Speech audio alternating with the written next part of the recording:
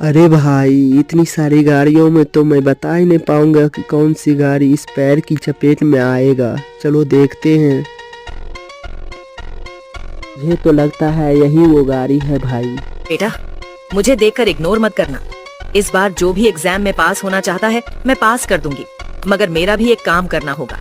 तुम्हें इस वीडियो को एक लाइक और चैनल को सब्सक्राइब करना होगा और 5 सच्चे मित्र को शेयर करना होगा। और मेरे बेटे, जाते जाते कमेंट में सरस्वती माँ लिख दो।